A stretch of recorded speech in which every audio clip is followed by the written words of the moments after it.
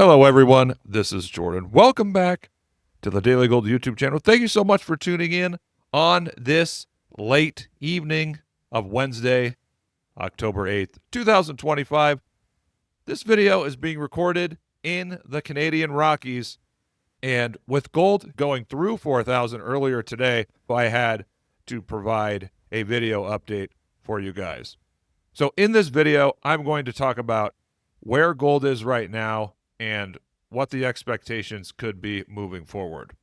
And quickly, I'll just say we are at the end of the beginning of a new secular bull market in gold, but also we are at the end of the beginning of the cyclical bull market. The cyclical bull market is something that I think is going to last maybe until 2029, 2028, 2030, somewhere in that range. So what we have seen in the last 18 months or so, that's the beginning, and we are at the end of the beginning, given that gold is slowly but surely starting to gain so much widespread attention. Okay, but enough of my preamble. Let's move on and talk about some charts. So, big picture, let's understand where gold is going in this secular bull market. And this, I think, is one of the best indicators for where gold could go, because the history is beautiful. We're looking at the monetary base and the amount of gold that the United States has at Fort Knox, and then the gold price. So we're looking at those three factors, and we can see here what happened during the Great Depression, these peaks in 1934 and 1942. The gold price was actually above 100% backing. So this upper line is 100% backing the gold price. This lower line is 40% backing of the gold price, and that's based on, I believe, the Federal Reserve Act, where it mandated that based on the gold standard, we need to have at least 40% backing. So 34.42 here. And here in the 70s, we can see what happened at the end in January of 1980. The gold price multiplied by the gold that we have backed over 100% of the monetary base. I think it actually reached 140% of the monetary base. Now, where are we here and now? We're at 4,000, and 40% of the monetary base would be a gold price of $8,700 an ounce. 100% full backing, that's almost $22,000 an ounce. Again, let's look at what happened in the last major peaks. Here's 80. The gold price actually went above 100% backing. Here's 1934 and 1942. The gold price briefly during the Depression, it went above 100% backing. So again, 100% backing, which has happened in the past, that's at about $22,000 an ounce. We are at about 4,000 now. So we have a long way to go. We're at the end of the beginning. Now, let's zoom in to the very short term, and I want to talk about or highlight a tweet which I think sums up what's going on in precious metals right now so beautifully. And this tweet is from my friend Ronnie Sturfley, and this is from Bank of America, and it says, "Gold is tactically overbought, but structurally underowned. Gold is 0.4% of private client assets under management. For institutional clients, only 2.4% of their portfolio." Geez, it sucks to be those guys who've been out of the market so long and barely have any gold. What's the point of having that low of an allocation? But actually, they've done studies on this, and you really need about 20% for it to make a difference in a diversified portfolio. But I digress. But the statement here is the real key, because I've talked about it for weeks and weeks. The stocks have made a spectacular move. They're really, really overbought, and they're due for that intermediate term correction now. Now, gold is not quite as overbought, and I was pointing this out even 3 or 4 weeks ago with respect to the stocks, and the problem is that at the same time, with parts of the sector being extremely overbought, big money is completely underallocated. And so they're having to increase their allocations. And that's what's happened in the last month or two. Even back to April, every time gold has dipped a little bit, all this new money has come in. And this is present information. This is not from 3 or 4 months ago. So gold has had this huge move in the last 18 months. And private clients of Bank of America, institutional clients, this is big money. They're completely out of the market. And again, this is based on basically yesterday. This is not 3 or 6 months ago. So we've had this huge move in the sector. The stock's really overbought. Gold hit 4,000. Silver's about to hit 50. Maybe it hits 50 by the time you're watching this video. But this is still completely under-owned sector. And that's the fuel for the market to keep going higher and higher.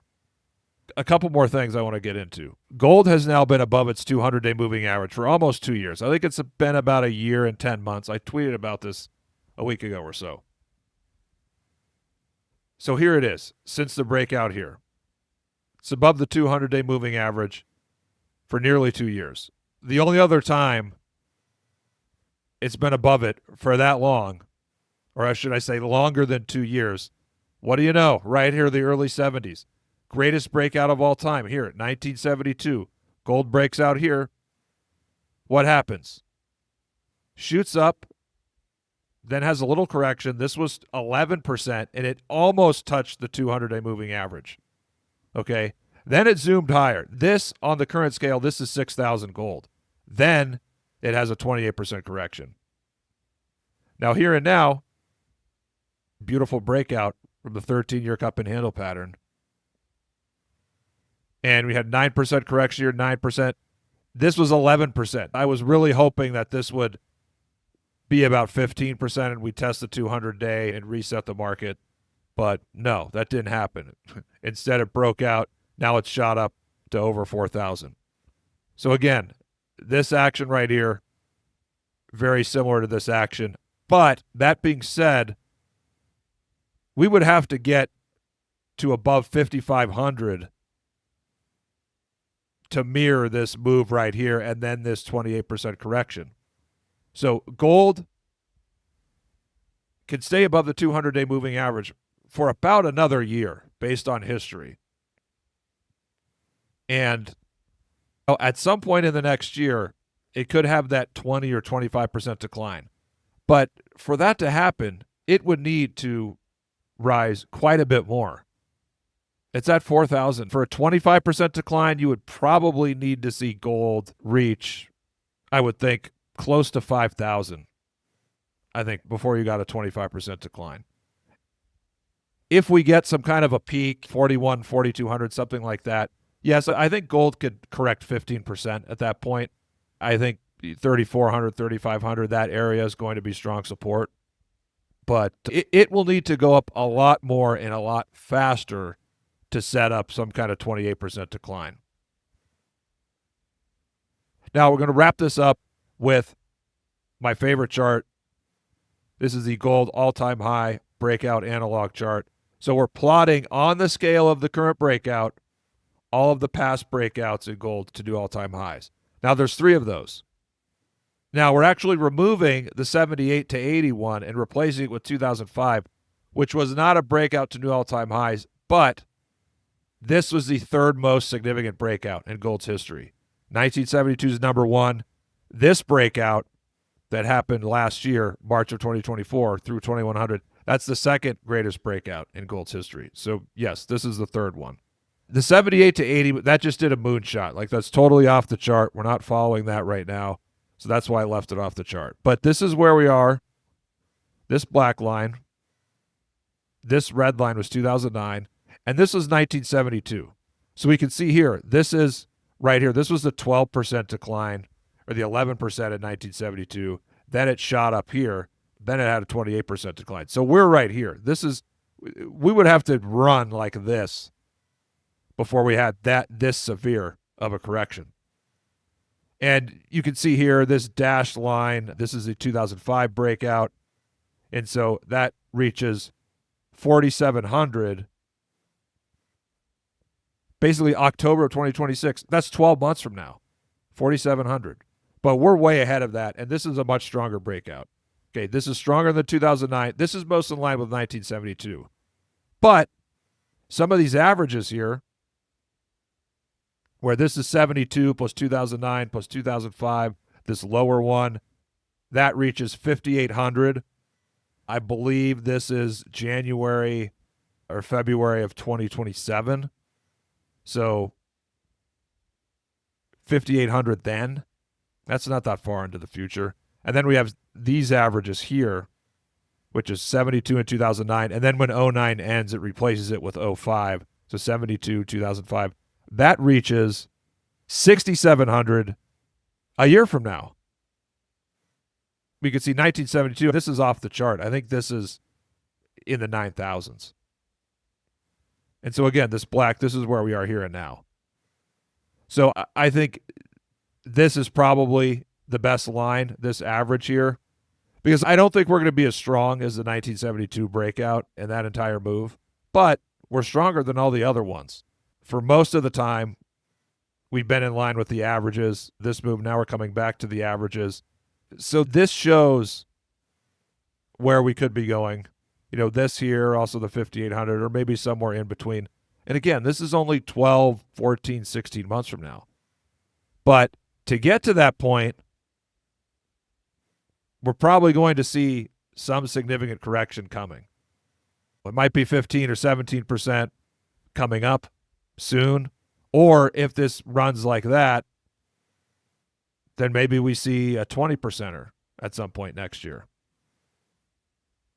So we'll see what happens. It's completely dependent on how much more overbought gold gets here and now.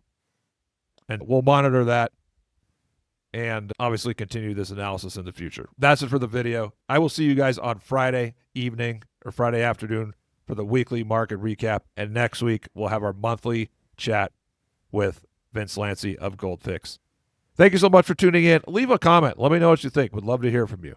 And thank you for supporting my work and this channel. Talk to you soon.